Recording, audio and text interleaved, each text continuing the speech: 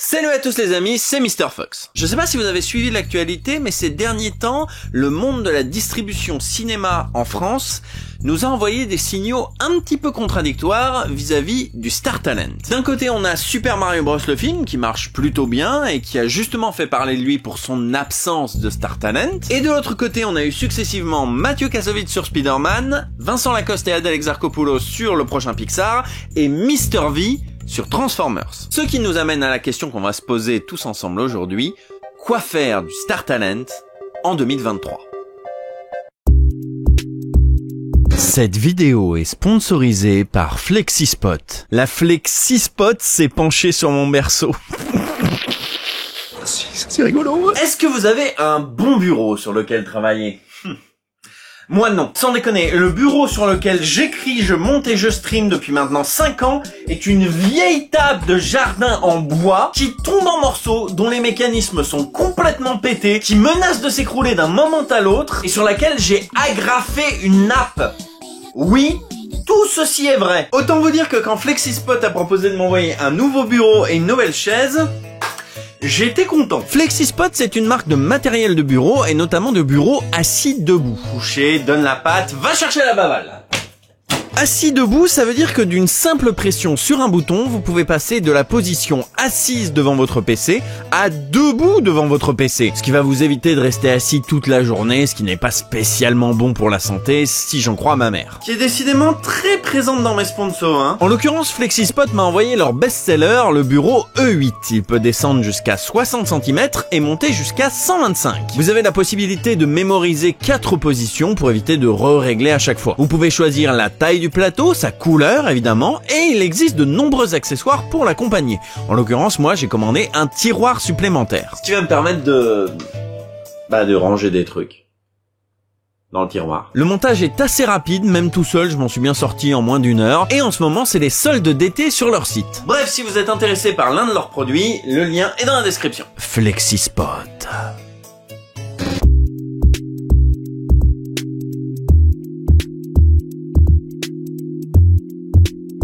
Alors pour ceux qui ont besoin d'une petite piqûre de rappel, le Star Talent dans le doublage, c'est le fait d'appeler une star pour doubler un rôle dans la VF d'un film, généralement un film d'animation. Et je précise bien, appeler une star, comédienne ou non. Non, parce que c'est pas très clair sur Twitter apparemment, hein. J'ai eu plusieurs personnes qui sont venues me dire en fait c'est pas un Star Talent si le mec est comédien, parce que en fait les doubleurs c'est aussi des comédiens, et donc du coup si un comédien il est comédien, théoriquement il peut être doubleur, et donc du coup en fait c'est pas du Star Talent. Je pense que c'est le discours rhétorique des doubleurs qui veulent pas qu'on les appelle doubleurs et qui veulent rappeler qu'ils sont bel et bien comédiens, qui a un peu embrouillé les choses et rendu la définition un peu confuse. Alors oui, pour être doubleur, il faut être comédien, mais tous les comédiens ne sont pas des bons doubleurs. À vrai dire, quand on est comédien, on n'est pas automatiquement doubleur. Le doublage, ça s'apprend. Donc je le répète encore une fois, Star Talent, c'est dans le titre, star. De cinéma, de musique, de TikTok, de waterpolo, une star est une star. Alors le Star Talent, ça existe depuis maintenant plus ou moins 30 ans. C'est pas Disney qui l'a inventé, on est d'accord, mais c'est quand même eux qui l'ont systématisé, en sortant à la suite Le Roi Lion, Pocahontas, Le Bossu de Notre-Dame, Hercule, Mulan, Tarzan. Tous ces films ont un Star Talent et les autres studios ont petit à petit suivi le mouvement. Je dis petit à petit parce que ça a pas été évident pour tous les studios,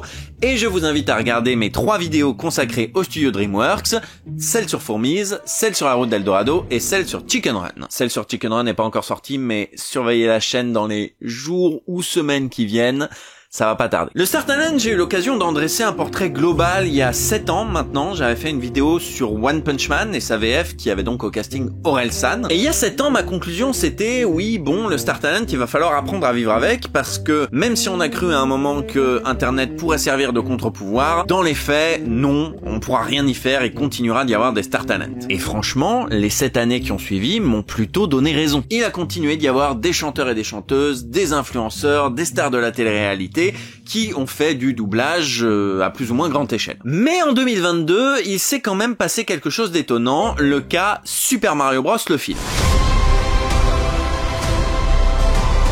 Pour faire un petit historique de ce qui s'est passé sur ce film, en septembre 2021, Nintendo a annoncé la production d'un film Super Mario Bros et dévoilé une partie du casting. Et face à cette annonce de casting, notamment celui de Chris Pratt en Mario, les internautes du monde entier se sont montrés un peu sceptiques. First, of course, is Mario. He will be played by Chris Pratt. Yo, Chris Pratt's Mario! You gotta be kidding me! Chris Pratt. This isn't a meme? No, that's So not cool. what? Mario will be talking. Serious? That's so Mario will funny. be talking. This is a joke. No. Of course. Please look forward to Mario. Rappelons qu'aux États-Unis, le fait d'appeler des stars pour faire des voix dans des films d'animation est tout aussi systématique, même si c'est pas tout à fait le même procédé, c'est pas du doublage mais de la création de voix. It's the easiest job in the world. I go in a booth and I go, oh, what's the line? It's time to go to the store. And then I go, it's time to go to the store. And then they give me $1 million. Et ça commence à agacer certains Américains, notamment pour son côté complètement cynique. Growing up, man, I spent hours of my life stomping Koopas. Vous failli voir que j'en avais rien à foutre de leur film. Les premières bandes annonces du film qui sont sorties ont conforté les gens dans cette opinion que vraiment Chris Pratt c'était pas le meilleur choix de casting pour Mario. He sounds just like... What is this unique voice he was talking about? Mushroom Kingdom, here we come. It don't sound right. It's so bland. Mushroom Kingdom, here we come. Mushroom Kingdom, here we come. It's so out of place with the character that's so established like that. Il était clairement pas en énergie, il était clairement pas dans le mood du personnage, et du coup, les internautes ont commencé à s'intéresser à quoi ressemble la voix de Mario dans les autres pays qui font du doublage. Et figurez-vous que la version qui a fait plus ou moins l'unanimité sur internet, c'est la version française. I think my favorite one is the French one. Listen. Royaume champignon, nous voilà! I don't understand what they're saying, but that was pretty good. The inflections, the read, I can tell that there's more emotion into it. It's a bit more like the game. That's got to be my favorite one, definitely. I cannot believe how much better the French version is. I'm mad. Même phénomène pour la bande-annonce suivante, les gens se sont dit « Ouah, Chris Pratt, il est vraiment à chier en Mario ». Ouais, Chris, essaie de montrer que t'en as quelque chose à foutre. On va enregistrer le cri iconique de Mario. Alors, mets-y du tien, vas-y à fond. Allez, champion.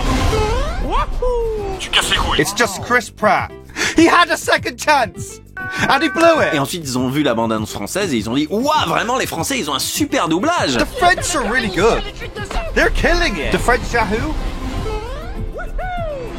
What the heck? That sounded like Charles Martinet. So the French voice actor for Mario is kind of really putting Chris Pratt to shame. They're all killing it. They're just destroying Chris Pratt. Et c'est vrai qu'on a un super doublage, hein. Vraiment, il n'y a pas photo par rapport au reste du monde. Du coup, forcément, les spectateurs français, ils étaient saucés. Ils étaient en mode « Ouah, putain, c'est vrai que notre doublage, il est trop cool. C'est vrai que notre casting, il est trop cool. » Et puis, juste après, ils se sont dit...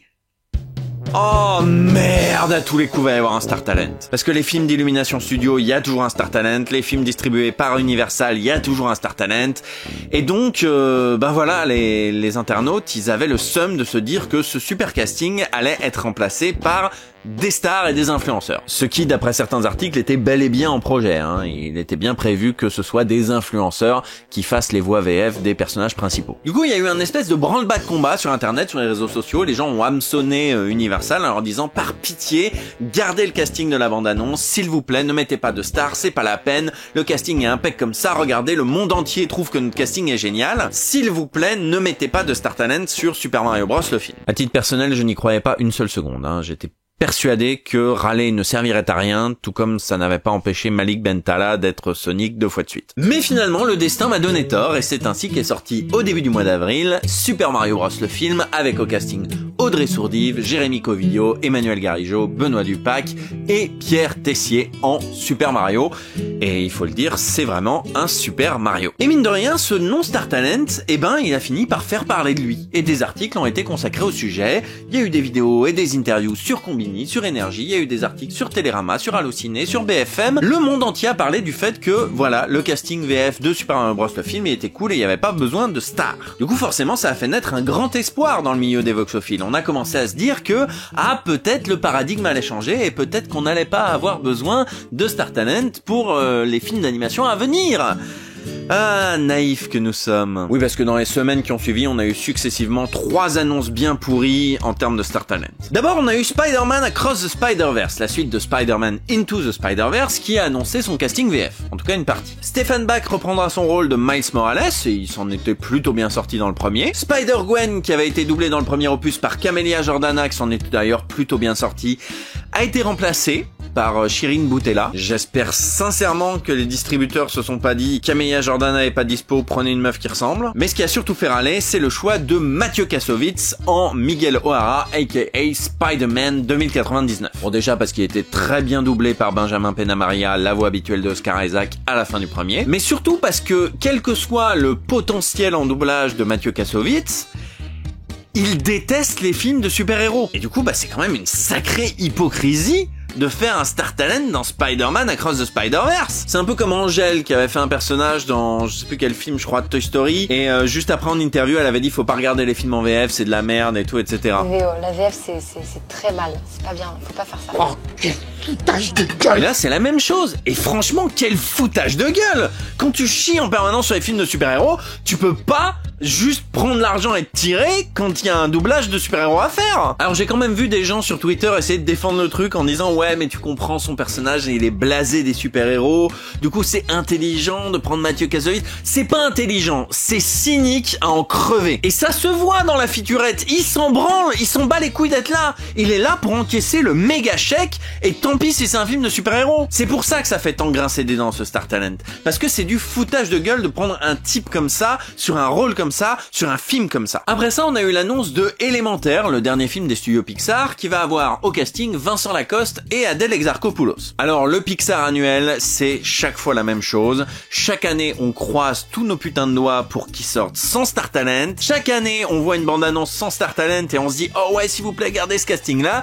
Et chaque année, Pixar nous la met à l'envers, parfois quelques semaines avant la sortie, en mode « Ah finalement, c'est François Civil qui fera Buzz l'éclair ». Je sais, toute l'année, on vous a teasé Adrien Antoine, mais finalement, c'est François Civil, qui a jamais fait de doublage avant.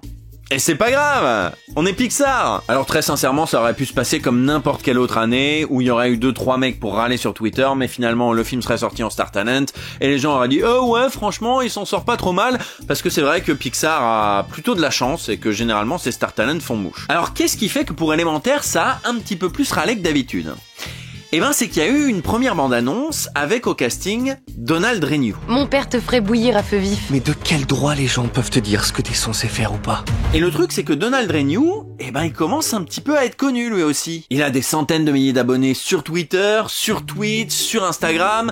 Il a près de 500 000 abonnés sur TikTok, il fait des millions et des millions de vues. Aujourd'hui, avec Dorothée Pousseau et Brigitte Lecordier, Donald Renew c'est un des visages du doublage en France. Un des doubleurs les plus médiatisés et un des plus connus du grand public. Donc ouais, forcément, quand tu sors une bande-annonce avec Donald Renew et que finalement tu le remplaces par Vincent Lacoste, les gens ils gueulent. Parce que Donald Renew il est aimé et que Vincent Lacoste, franchement, c'est plus la gigastar qu'il était à l'époque des Beaux Gosses. Après voilà, le film va quand même sortir avec un Star Talent, mais on m'ôtera pas de l'idée que ça commence de plus en plus à se voir. Note du Mr. Fox en plein montage, au moment où j'ai tourné la vidéo, on n'avait pas encore d'extrait. Maintenant on en a, et ça sent très mauvais. Mon père te ferait bouillir à feu vif. Mais de quel droit les gens peuvent te dire ce que t'es censé faire ou pas? Ce que je disais, c'est de la merde, quoi. C'est exact, monsieur, c'est de la merde. Et puis enfin, quelques semaines plus tard, on a eu Transformers avec Mr. V. Il est si grand que ça, ce mec.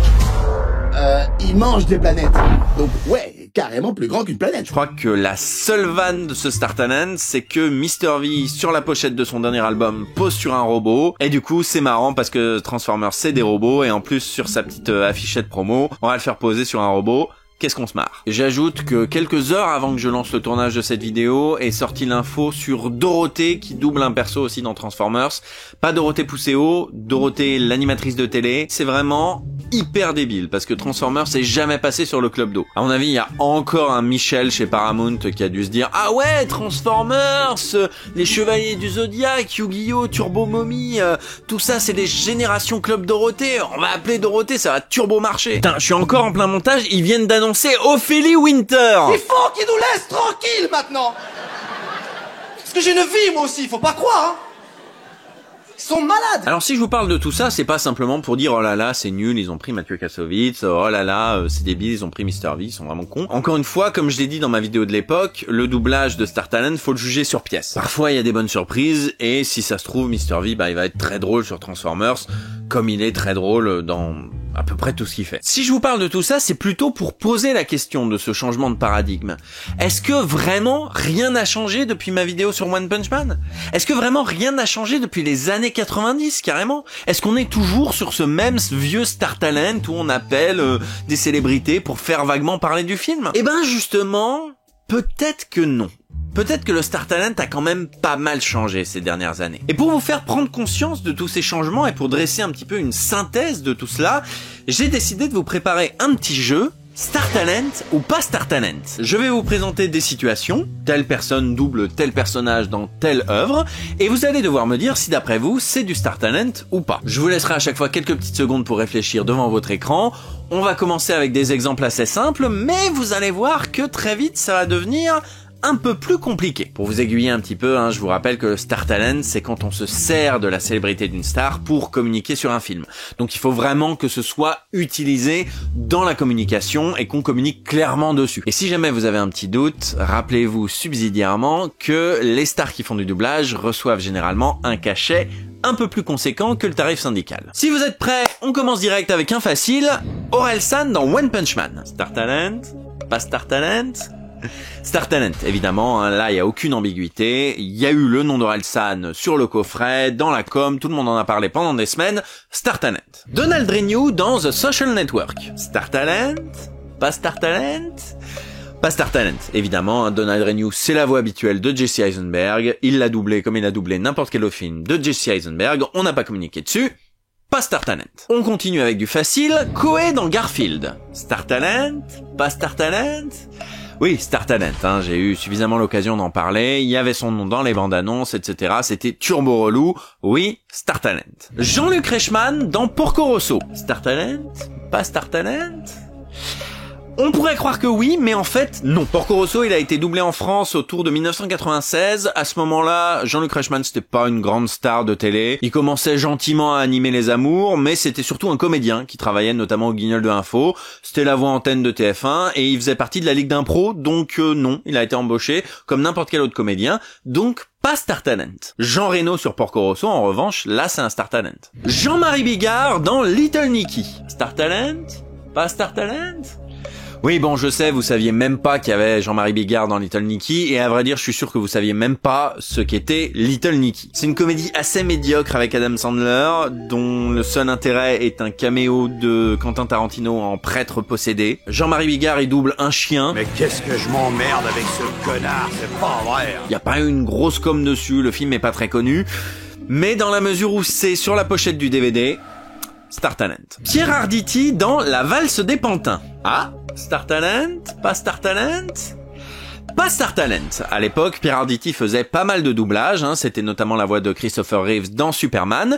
J'ai parlé de sa petite prestation dans Le sens de la vie dans ma vidéo sur les Monty Python. À ce moment-là, Robert De Niro n'avait pas encore vraiment de voix attitrée, il l'a doublé comme il aurait doublé n'importe quel autre acteur américain, donc pas Star Talent. Pierre Arditi sur Kung Fu Panda. Ah oui, là ça commence à être un petit peu piégeux.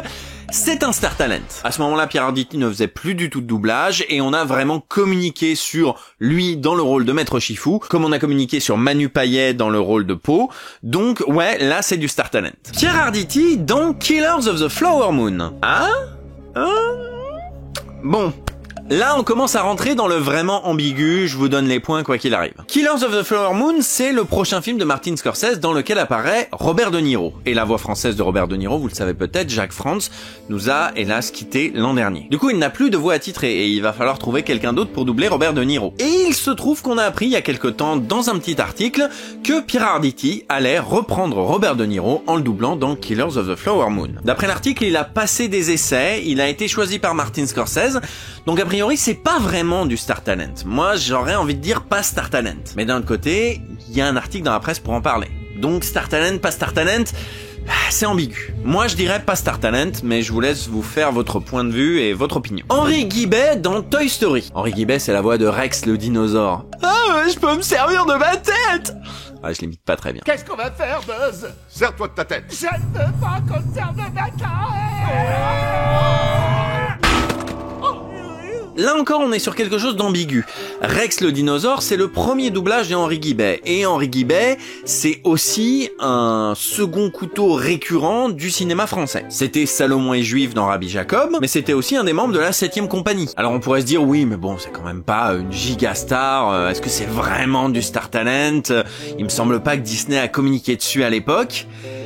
C'est un peu compliqué. C'est un peu compliqué parce que dans les années 90-2000, alors que Disney empilait les Star Talent comme on empile des Lego, on avait un peu l'impression qu'ils n'en faisaient pas la communication. Les films d'animation du studio regorgeaient de stars, mais ces stars faisaient peu de tournées médiatiques des JT ou des talk shows, et leur nom n'était pas sur l'affiche. Rematez les affiches des Disney 90-2000, vous trouverez pas de macarons comme ceux de DreamWorks. Du coup, on en vient parfois à se demander si ce genre de casting, c'est Annie Cordy en Grand-mère Feuillage, c'est Claire Klein en Célia, c'est vraiment du Star Talent, ou juste des coups de folie de casting. Mais il faut pas oublier que, contrairement aux autres distributeurs, Disney a ses propres canaux de communication, et ce depuis les années 80. Il y a eu des émissions spéciales Disney sur FR3 puis sur TF1, avant qu'ils aient leur propre chaîne de télé Disney Channel. Dans la presse papier, ils ont le journal de Mickey, Picsou Magazine, sans parler de toutes les cassettes vidéo qui contenaient parfois des segments promotionnels pour les sorties à venir. Donc difficile de savoir si Henri Guibet n'a pas eu un petit encart dans un journal de Mickey pour dire hey, regardez, il y a Henri Guibet il est cool. Encore une fois, Toy Story, il est sorti entre Le Roi Lion, Pocahontas et Le Bossu de Notre-Dame.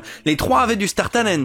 Donc on pourrait se dire que Toy Story a peut-être aussi du Star Talent, mais qu'on n'a pas clairement communiqué dessus. Encore une fois, c'est ambigu. Bon, cela dit, Henri Guibet, il a continué de faire du doublage après, sans être beaucoup plus considéré comme du Star Talent, hein. Il a fait Mille et une pattes, il a fait Monstres et compagnie, il a fait... Chicken Run, justement. Et puis il faut pas oublier qu'à force de petits rôles dans des films rigolards comme ceux des Charlots ou de Max Pécasse, eh ben Henri Guibet il a tourné avec pas mal de doubleurs. Donc il est plus que probable que ce soit cette bande de joyeuderies qui l'ont fait entrer dans le milieu du doublage. Donc bon, encore une fois, moi j'ai envie de dire pas Star Talent. Moi j'ai envie de dire que c'est un comédien comme un autre, qui a eu envie de faire du doublage, c'est son premier rôle, c'est un petit rôle, et puis le fait qu'il ait eu une carrière avant... c'est juste un hasard. Donald Renew et Dorothée Pousseau dans L'Enfeust de Troyes, la série audio. Vous savez, la série audio de L'Enfeust, j'en ai parlé dans ma sponsor pour Blind. Je sais que vous appelez sponsor, mais quand même j'en ai parlé. Bon alors là, vous vous dites sans doute, oh Mr. Fox quand même, c'est trop facile. Donald Renew et Dorothée Pousseau, c'est des super doubleurs, c'est pas du Star Talent. Eh ben si, je pense à titre personnel que c'est du Star Talent. C'est du Star Talent parce qu'on a clairement communiqué sur Donald Renew et Dorothée Pousseau qui, encore une fois, sont aujourd'hui des doubleurs avec une communauté assez forte. Donald et Dorothée, c'est les visages du doublage aujourd'hui pour un certain nombre de gens. Et Blind a mis en avant leur nom dans la com.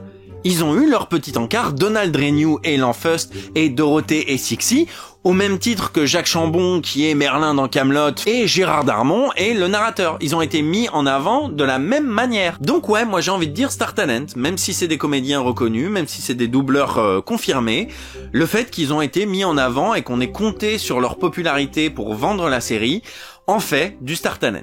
Xavier Dolan dans Valérian et la Cité des Mille Planètes. Ah, je sais, là, je commence vraiment à vous asticoter avec des cas pas faciles. Alors Xavier Dolan, j'ai déjà eu l'occasion d'en parler, oui, c'est un réalisateur confirmé, c'est aussi un bon acteur, mais au Québec, c'est surtout un doubleur. Ça a été la voix d'énormément de personnages cultes, comme Ron Weasley ou Taylor Lautner dans Twilight, je me rappelle plus le nom de son perso, Jacob. Et c'est aussi la voix habituelle au Québec du comédien principal de Valérian, à savoir Dan DeHaan, je ne sais pas, je vais l'appeler Dan Dan. Bref, Xavier Dolan, c'est la voix habituelle de Dan Dan, et le fait qu'il soit la voix de Dan Dan dans la version québécoise de Valérian, bah c'est pas du Star Talent.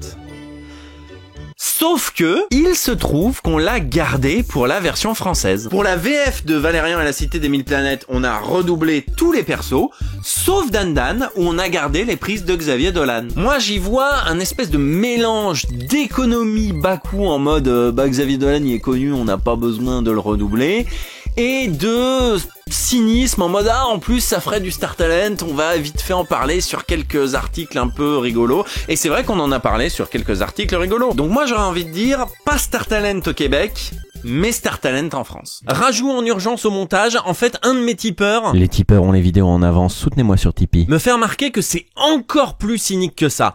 En fait, il n'y a pas de doublage québécois. Je te demande pardon. EuropaCorp a commandé une VF Made in France plus Xavier Dolan sur Dan Dan, histoire de pas avoir à faire de version québécoise, puisque il y a Xavier Dolan qui double Dan Dan, les Québécois vont être contents. C'est honteux. Jean-Pierre Michael dans Cyberpunk 2077. Alors, non. De toute évidence, Jean-Pierre Michael n'est pas un Star Talent sur Cyberpunk 2077. Le Star Talent, en l'occurrence, c'est Keanu Reeves, qui est dans la VO, qui fait la voix du personnage en VO, et on a même carrément pris son visage et son physique pour le personnage qu'il interprète. Mais le truc qu'il faut quand même mentionner, c'est que toute la com s'est articulée autour du fait que, oh mon dieu, c'est Keanu Reeves. Et du coup, s'il n'y avait pas eu la voix de Keanu Reeves sur ce personnage, qu'est-ce qui se serait passé? Est-ce que la com du jeu en France aurait aussi bien marché si on n'avait pas eu la voix de Keanu Reeves pour doubler Keanu Reeves? Encore une fois, j'essaie pas de vous vendre un Star Talent caché, hein. Jean-Pierre Michael n'a pas été mis en avant dans la com de Cyberpunk. Mais est-ce que la com aurait marché s'il n'y avait pas eu la voix de Keanu Reeves sur Keanu Reeves?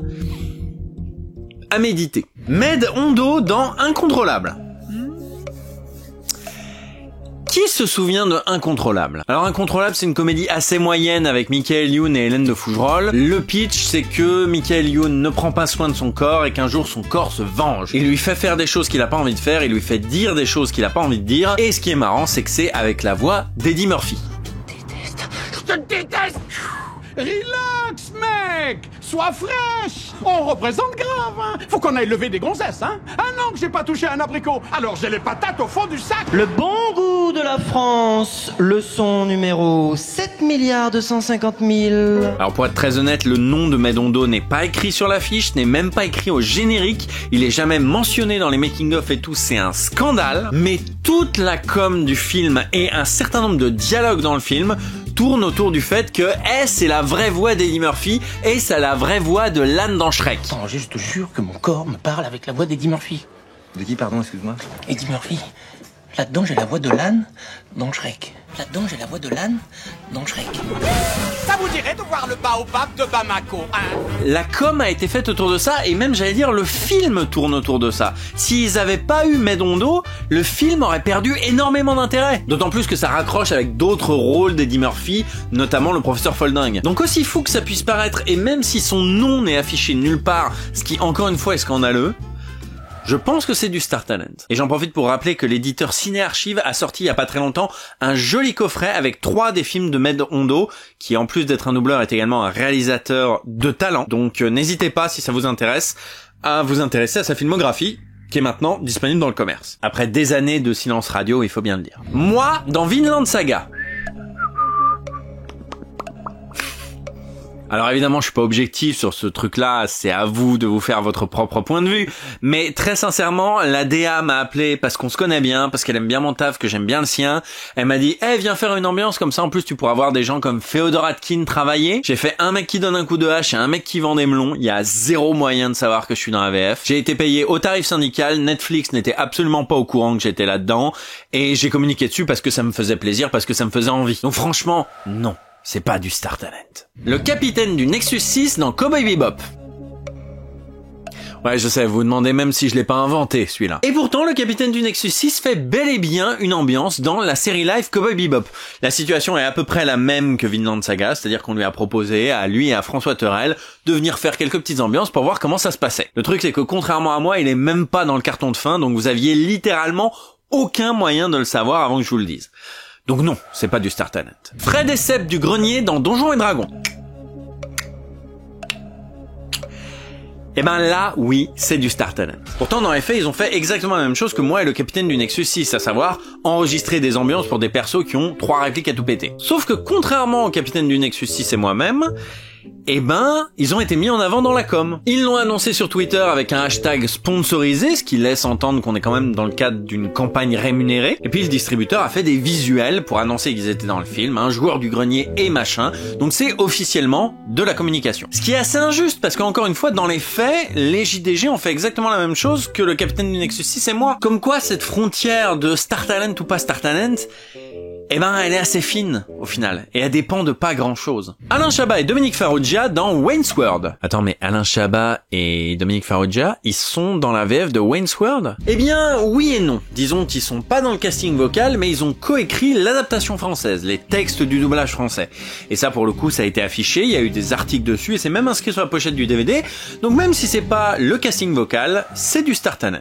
Noum Diawara dans Ghostbusters 2016. Vous savez, celui avec le casting féminin que tout le monde a détesté. Pour ceux qui ne sont pas au courant, Noum Diawara, c'est un acteur et humoriste français qui fait du stand-up, mais qui est aussi du coup comédien et qui a joué notamment dans la formidable trilogie de films Qu'est-ce qu'on a fait au bon Dieu? Eh bien, figurez-vous que selon certains sites web, il est co-crédité comme adaptateur de la VF.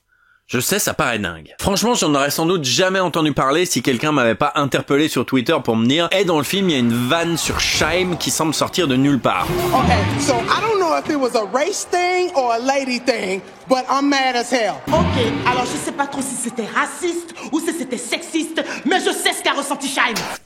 Mais c'est de la merde, enfin... Du coup, je me suis renseigné un petit peu sur l'adaptation et... Bah franchement, vu le reste de la carrière de Bob Yangassa, l'autre adaptateur, je pense que c'est un ajout de Noum Diawara. Maintenant, qu'est-ce qu'il fout là? Il y a eu 0 com dessus, et ça m'étonnerait qu'il soit devenu adaptateur comme ça par la force du Saint-Esprit sur un coup de chance. L'hypothèse qu'a soulevé Mashiro, un collègue voxophile, c'est que l'adaptateur lui aurait piqué une vanne qui est dans un de ses spectacles et que du coup il se serait senti obligé de le co-créditer. Et probablement cette vanne sur Scheim du coup. Et c'est pas impossible. C'est même le plus probable. Parce que sinon, franchement, je ne vois pas ce que Noum Diawara fout là. Dans tous les cas, pas Star Talent. Laurie dans La Fée Clochette.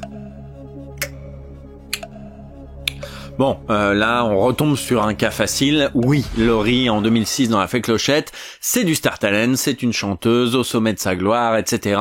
Elle a déjà fait Les Indestructibles, elle a déjà fait Stuart Little 2. C'est du Star Talent. Laurie dans Clochette et la créature légendaire. Alors je sais, on est tenté de se dire que c'est un Star Talent exactement comme pour le premier film.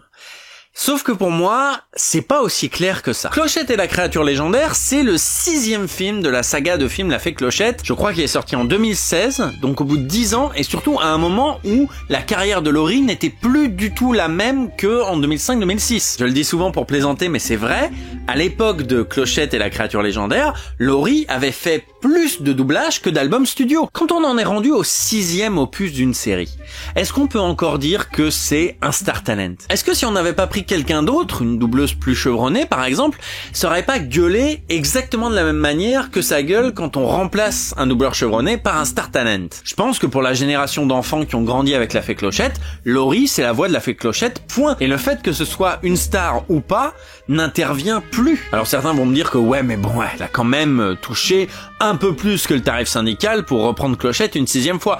Et vous avez raison, mais attention, soyez pas dupes. Quand Patrick Poivet doublait Bruce Willis dans Die Hard 5, il demandait aussi plus que le tarif syndical. Parce qu'il savait très bien que un 5e opus Die Hard se ferait pas sans lui. Donc si le gros cachet, ce qu'on appelle le gré à gré, devient un critère de Star Talent, est-ce que Patrick Poivet dans Die Hard 5, c'est pas un Star Talent au même titre que Laurie dans Clochette 6? Je me suis posé cette question quand j'ai vu justement l'annonce de Spider-Man Across the Spider-Verse.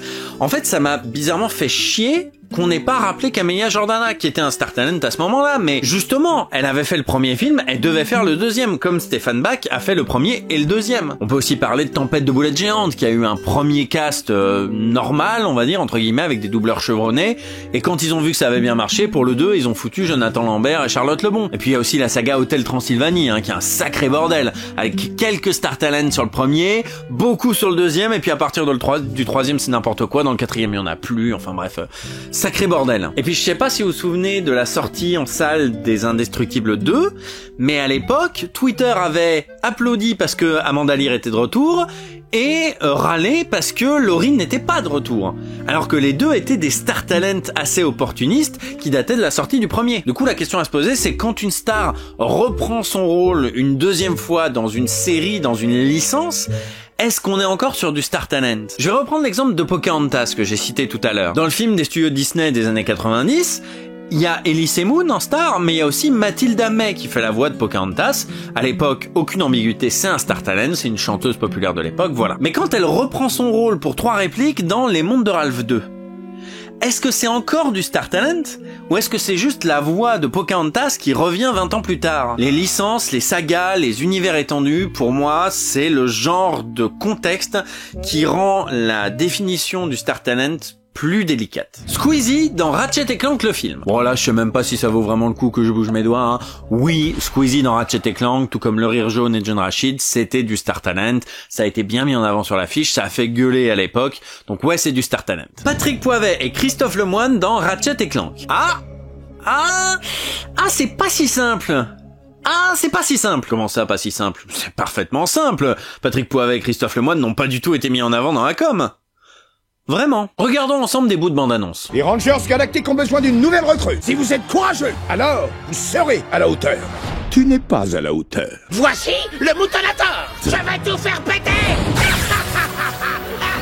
Vraiment sans limite. Alors, je sais pas vous, mais moi, quand je regarde cette bande-annonce, j'ai vraiment l'impression qu'ils ont appelé Patrick Poivet pour qu'il fasse du Bruce Willis et Christophe Lemoine pour qu'il fasse du Cartman. Et j'ai vraiment l'impression que la bande-annonce le met en avant en mode « Regardez, on a la voix de Bruce Willis, regardez, on a la voix de Cartman ». Même si on dit jamais leur nom parce qu'ils parlent pas vraiment au grand public, j'ai quand même l'impression qu'on a dû « Regardez, on a la voix de Bruce Willis et de Christophe Lemoine », un peu comme sur Incontrôlable où on disait « Regardez, il y a la voix d'Eddie Murphy ». D'ailleurs, de la même manière, c'est Richard Darbois qui fait la voix off de la bande-annonce et on n'entend que lui. Dans un monde. Lancez la déplanétisation. Bon, dans un autre monde. Du coup, c'est difficile à dire. C'est peut-être un choix du distributeur qui s'est dit si on prend Squeezie, il faut contrebalancer en mettant des doubleurs hyper connus pour pas que les gens se disent que c'est un casting de stars. Ou alors peut-être que c'est le directeur artistique qui s'est dit bon ouais, au point où on en est, vas-y, mettons les potards à fond, foutons Patrick Poivet et faisons-lui faire du Bruce Willis et faisons faire du Cartman à Christophe Lemoine. Je ne veux m'avancer sur rien, donc je ne dirai rien de plus. Je dirais simplement que ce choix de casting ne me semble pas anodin. Roger Carrel dans Le Domaine des Dieux. Moi je dirais Star Talent, parce qu'on a beaucoup communiqué sur le fait que c'était le dernier rôle de Roger Carrel, qu'il sortait de sa retraite exprès pour reprendre le personnage d'Astérix une toute dernière fois. Alexandre Astier a partagé énormément de photos de Roger Carrel en train de travailler. Vraiment, il y a eu un vrai bail Roger Carrel, il y a eu une vraie com autour du nom de Roger Carrel, qui est présent sur l'affiche au même titre que tous les autres comédiens. Donc ouais, moi j'aurais envie de dire Star Talent. Mais du coup, tout le reste du casting de Astérix, le Domaine des Dieux. Ouais, d'un seul coup, ça paraît moins évident. Oui, le casting vocal de Astérix et le Domaine des Dieux est bourré de stars, ça déborde, ça dégueule même, on peut le dire. Mais Astérix, le Domaine des Dieux, c'est un film français. Un film français où il n'y a pas eu de doublage, mais de la création de voix. On a fait enregistrer les comédiens avant l'animation, ce qui laisse beaucoup plus de marge de manœuvre. Et qui te laisse la liberté d'engager plus ou moins qui tu veux. Du coup, oui, le casting de Astérix, le Domaine des Dieux est rempli de stars, mais au même titre que les Petits Mouchoirs. Au même titre que n'importe quel autre film français. Pour rester dans les Astérix, du niveau de Astérix l'Empire du Milieu. C'est le même genre de casting et le fait que ce soit du doublage ne devrait pas rentrer en ligne de compte. Donc c'est un casting de stars, oui. Mais est-ce que c'est du Star Talent dans ce cas de création de voix française ?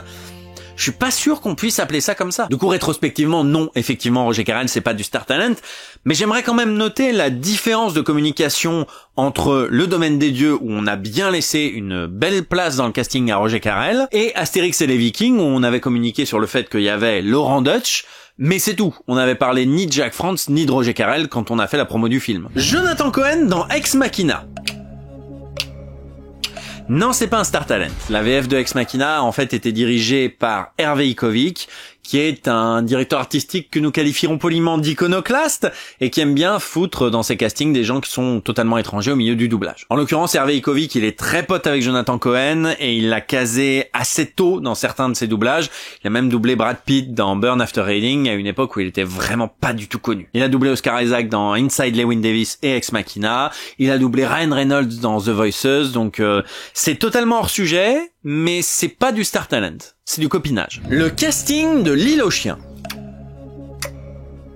Je sais pas si vous vous souvenez de l'affaire L'île aux chiens. En gros, un peu avant la sortie du film, il a été annoncé par la Fox que Wes Anderson, le réalisateur du film, avait choisi lui-même les comédiens qui interpréteront les personnages en VF, là où les autres pays européens ont doublé ça comme n'importe quel autre film. Un casting luxueux, comme dirait Combini, avec plein de stars du cinéma, parce que Wes Anderson est un amoureux de la France, des acteurs français, y compris ceux qui ont plus d'élocution. Mais c'était pas du star talent, non, c'était un choix artistique du réalisateur lui-même. Parce que Wes Anderson, amoureux de la culture française, voulait Louis Garrel et je sais plus qui, je sais plus qui a été engagé à droite à gauche. Du coup, c'était plus un choix artistique de merde que du vrai star talent.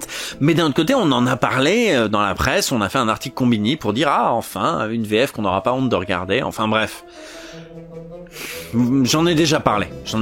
Et ça reste complètement idiot comme choix, puisque de toute manière, les fans de Wes Anderson et les vrais cinéphiles, je fais les guillemets, ils vont pas aller voir une VF choisie par Wes Anderson, ils vont juste aller voir la VO. Du coup, est-ce que c'était un coup de com', un choix artistique de merde? Dans ce genre de situation, c'est un peu compliqué. Mouloud Achour dans L'Attaque des Titans.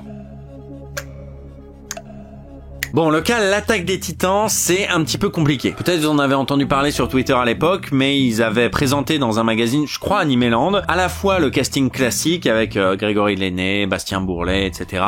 Et en même temps, plein de stars qui faisaient des ambiances, vraiment des petits rôles. C'était marqué un soldat, t'avais Mouloud Achour, t'avais Louane, t'avais...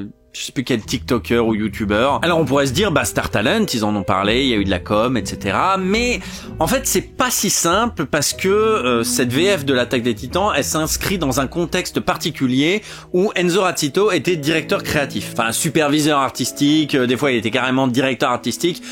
C'est un petit peu compliqué. Le cas Enzo Razzito est un petit peu compliqué. J'ai pas tous les éléments, donc je vais pas faire un vrai gros topic sur une boule de nœud que je maîtrise sans doute pas assez. Mais ce que je peux dire, c'est que à l'époque, Enzo Razzito était doubleur, directeur artistique, mais aussi influenceur lui-même. Il était très suivi sur TikTok à ce moment-là, je crois qu'il l'est encore, et du coup, il a invité beaucoup de collègues, des fois de manière inoffensive sur des tout petits rôles, et puis des fois carrément sur des gros rôles. Je crois que c'est sur Ranking of King qu'il y a une TikTokeuse sur un méchant et que ça pose problème. Du coup, c'est assez difficile de déterminer, dans le cas des DA Enzo Razzito ou des choses qu'il a supervisées comme l'Attaque des Titans, si c'est du copinage, on invite les potes, si c'est pour vraiment faire parler de la VF de l'animé, ou si c'est pour se faire mousser. Parce que mine de rien, quand toutes ces stars venaient en studio, Enzo Razzito, il se montrait avec, il faisait des stories, il faisait des TikTok, etc., etc. Si on rajoute à ça le fait qu'il se donnait souvent le premier rôle dans les VF qu'il dirigeait, on en vient à se demander si c'est pas juste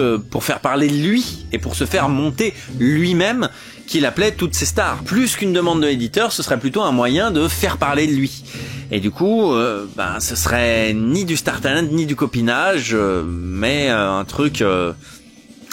encore plus malsain, je pense. Mouloud Achour dans Le Choc des Titans. Bon, non, là, c'est juste pour la blague, Attaque des Titans, Choc des Titans. Mouloud Achour joue dans Le Choc des Titans et il se double lui-même, mais c'est pas du star talent. Christophe Ajus et Philippe Chéreau dans Creed 3. Compliqué ou c'est moi? Encore une fois, on est sur un cas un petit peu ambigu. Pour ceux qui ne connaissent pas Ajus et Chéreau, c'est les commentateurs de catch français les plus connus et les plus appréciés, de manière générale, du public. Et de ce qu'on m'a dit, c'est d'excellents commentateurs de catch. Si je peux me permettre, mon cher Christophe, c'est le show le plus chaud de tous les shows! On débute immédiatement. J'ai pas eu l'occasion de voir Creed 3, mais de ce qu'on m'a dit, il double les commentateurs de boxe du film, qui sont quasiment tout le temps en off. Une fin incroyable pour ce 11e round. On peut s'attendre à un ex-aequo. On sent une grande tension. Le passé des combattants a envahi le ring. On assiste à une guerre émotionnellement éprouvante ici à Los Angeles. En cherchant un petit peu, je me suis rendu compte qu'il n'y avait pas eu une grosse com sur le sujet, voire même pas du tout. Et c'est des petits malins qui se sont rendus compte, qui ont reconnu les voix, qui se sont dit « Ah, c'est marrant, ils ont pris Ajus et Chéreau pour faire les commentateurs. » Et dans la mesure où il n'y a pas eu de communication, est-ce que c'est pas juste un choix artistique? Est-ce que c'est pas juste le DA qui s'est dit, quitte à avoir des commentateurs, autant faire appel à des professionnels? Quand bien même ce serait un choix du studio, le fait de pas communiquer dessus laisse penser à un choix artistique quand même. Moi je vois plus ça comme une petite idée artistique ingénieuse. Cédric Dumont dans Promare. On termine avec ce qui est pour moi un excellent représentant de où est la limite du star talent. Je sais pas si vous vous souvenez de Promare, c'était un film d'animation par le studio responsable de Gurren Lagann, avec des personnages, certains des personnages en tout cas qui faisaient beaucoup penser à des personnages de Gurren Lagann. Le héros notamment qui faisait beaucoup penser à Kamina, ou le personnage féminin principal qui faisait beaucoup penser à celui de Gurren Lagann. Je suis désolé, j'ai plus du tout le nom des personnages en tête, pourtant j'ai fait des vidéos dessus, mais y a rien qui me revient. Quand le film a été annoncé, il y a eu quelques fans de doublage français qui ont dit sur Twitter « Putain, si vous le faites doubler, il faut absolument Cédric Dumont,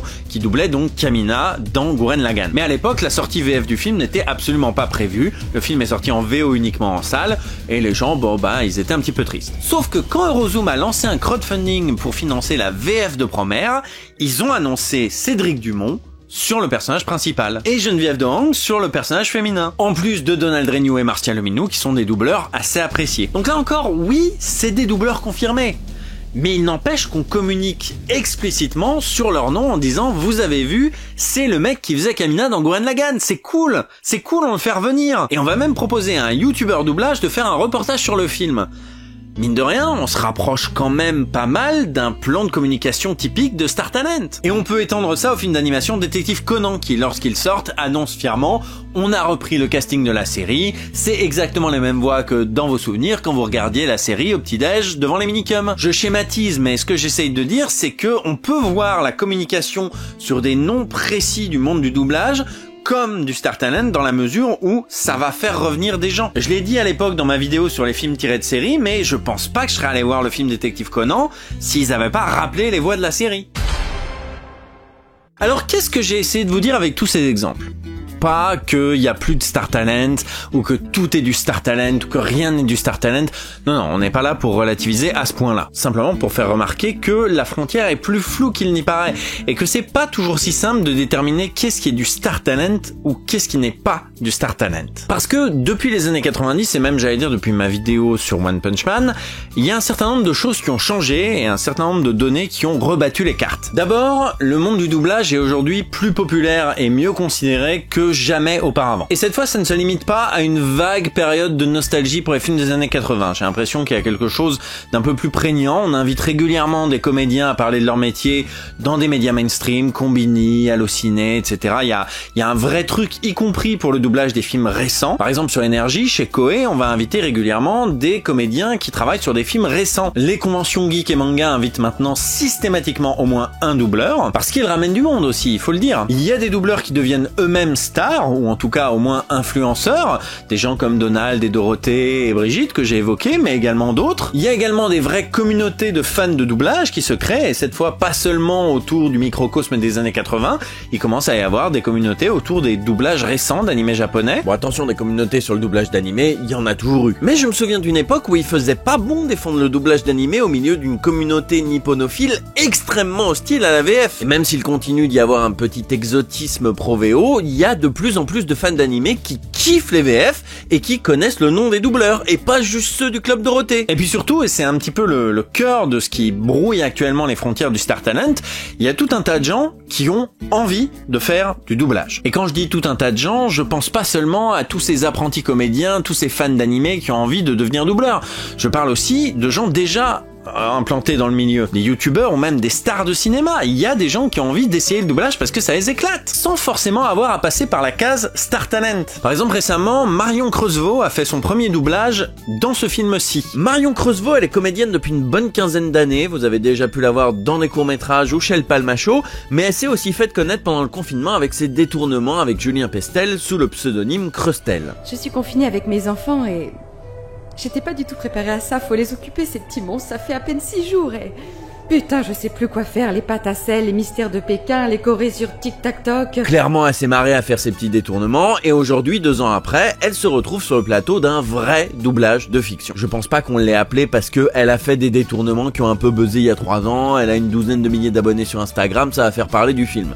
Non, simplement, la directrice artistique Marie-Eugénie Maréchal a donné sa chance à une comédienne confirmée qui avait envie de faire ses armes sur un plateau de doublage. Du coup, ça peut un peu brouiller les frontières, et le meilleur exemple de ça, pour moi, c'est John Rachid, qui est youtubeur, certes, auteur de BD, mais également comédien, et comme le monde du doublage l'intéresse, il essaye de se caser et de faire en sorte de pouvoir travailler dans le monde du doublage, qui est un milieu qui intéresse, et pour cela, parfois ça passe par le Star Talent, et parfois pas du tout. Vous allez l'entendre en rôle secondaire ou tertiaire dans un animé, sans qu'il soit annoncé nulle part, simplement parce que ça lui faisait envie. Après, on va pas se mentir, quand t'as envie de faire du doublage, quand t'as envie d'essayer, et qu'en plus on te propose un gros cachet, y a aucune raison de refuser. Aujourd'hui, la perception du monde du doublage, elle a changé, y compris pour les stars à qui on propose justement de faire du doublage. Et si avant il fallait un bon gros chèque et beaucoup de détermination pour convaincre une star de se compromettre dans le doublage, aujourd'hui, les stars viennent d'elles-mêmes demander du doublage. Après, on en revient quand même à un point essentiel dans le Star Talent, c'est pas parce que des gens ont envie de faire du doublage qu'ils sont doués là-dedans. Il peut y avoir des stars qui meurent d'envie d'essayer de faire du doublage depuis tout petit et qui sont à chier. Et là, on arrive tranquillement à la conclusion de la vidéo. Au final, qu'est-ce qui nous gêne dans le Star Talent? Qu'est-ce qui fait qu'on a cette appréhension, cet agacement, ce fort ressenti quand on invite une star qui n'a pas de talent particulier dans le doublage à faire une voix? Quand j'en discute avec des voxophiles ou même avec des cinéphiles qui regardent de temps en temps en VF, ce qui gêne le plus, c'est le passage à la postérité. Une star qui va interpréter et incarner un personnage dans un film, ça va être pour toujours, entre guillemets. Cette version française-là, la version avec une star, va être gravée dans le marbre, éditée en DVD, en Blu-ray, ou même tout simplement éditée en VOD, mais dans tous les cas, ce sera cette version-là qui passera à la postérité. Et si, par sa présence, une star gâche une VF, eh ben c'est mort. Il n'y en aura pas d'autres. Et il suffit de la présence d'une star mal castée ou pas motivée ou qui en a clairement rien à foutre d'être là pour gâcher la VF d'un film. Parce que le voir, ou plutôt l'entendre, ça va nous sortir du film et on va être en mode « Oh putain, c'est un Star Talent, il est nul ». Et cette détestation, cette peur de la postérité, elle va jusqu'à un point où des gens bricolent une version Bentales de Sonic le film. C'est-à-dire que les gens ne voulaient tellement pas de la voix de Malik Bentala qui est tellement inaudible et qui est tellement